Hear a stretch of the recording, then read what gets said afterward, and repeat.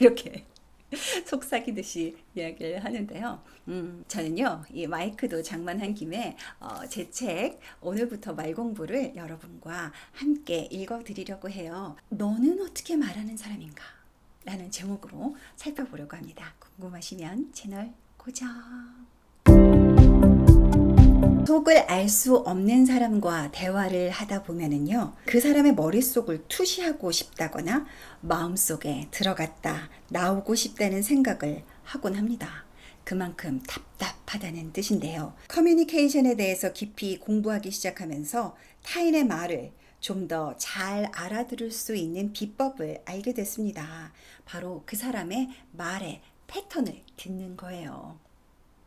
사람들이 하는 말을 들어보면요, 개개인마다 무의식적으로 나오는 언어의 패턴이 있음을 알게 됩니다. 따라서 패턴을 잘 읽는 것만으로도 상대방의 말에 효과적으로 대응할 수 있는 거지요. 학자들은 우리가 사용하는 언어에 의해서 뇌의 신경 반응이 특별한 방식으로 구조화되고 기억한다는 사실을 발견했어요. 상대의 언어를 잘 이해하는 것이 그 사람의 마음을 잘 이해할 수 있는 첫 걸음이라고 할 수 있습니다. 추구형인 사람은 목표에 집중하고 자신이 원하는 것을 분명히 말할 줄 알죠. 따뜻한 남양집을 원해요. 마당이 넓은 단층집이었으면 좋겠어요. 추구형은 목표와 보상에 반응하고 에너지가 넘쳐요. 하지만 너무 목표만 바라보다가 나중에 생길 수 있는 문제들을 미처 생각하지 못하는 경향이 있죠. 그러니까 추구형의 사람과 대화를 할 때는 그 사람이 흥분해서 놓치고 있는 것이 무엇인지 질문을 던지는 것이 좋습니다.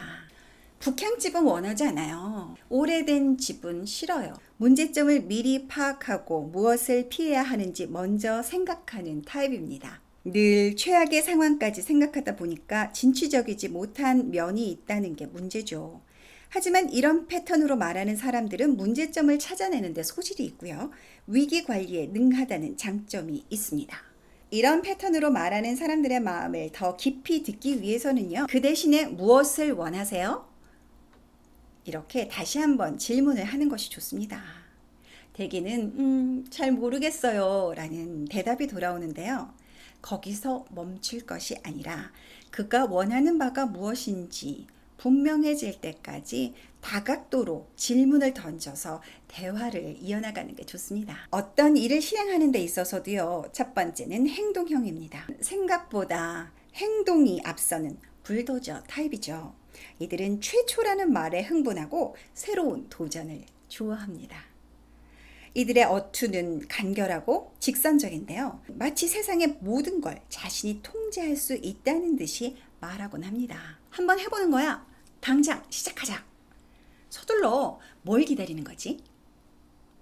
그러나 절차와 과정을 무시하는 면이 있으므로 이들의 말을 들을 때는 늘 빠뜨리는 것이 없나 점검해 봅시다 라고 옆에서 짚어주는 게 좋아요. 두 번째는 반응형이에요. 행동하기 전에 깊이 생각하고 상황을 봐가면서 조심스럽게 움직입니다.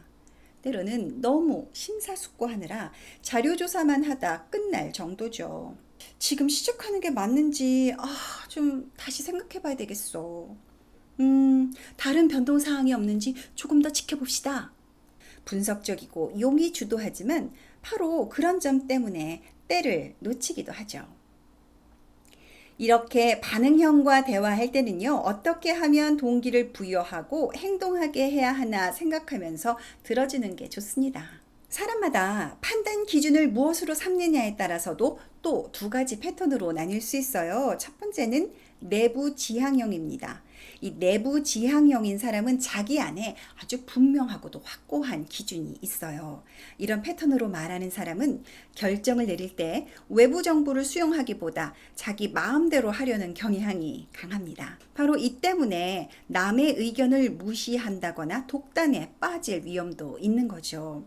그러니 이들과 대화를 할 때는 지시하는 말투를 쓰거나 대신 결정을 내려주는 말을 하면 결코 좋은 결과를 얻을 수가 없어요. 두 번째로는 외부 지향형이에요. 사람들의 말과 평판이 사고에 중요한 기준으로 작용해요.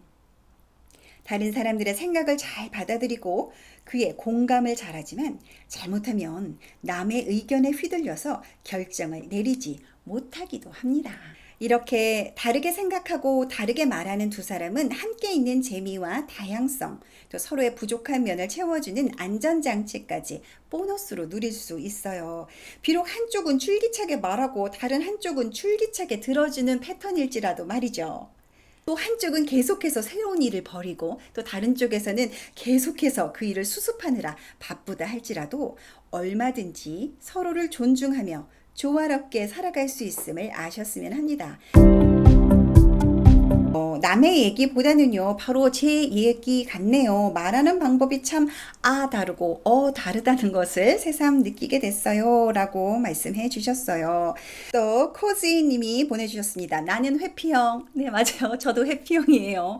예, 저는 제가 뭐를 좋아하는 거를 이야기하기보다도 이렇게 어떤 문제나 걱정거리를 제거하면서 난 이건 싫어부터 하면서 이야기하는 좀 습관이 있습니다. 예, 자신이 뭐 어떤 패턴인지를 안다는 것은 중요한 일인 것 같아요.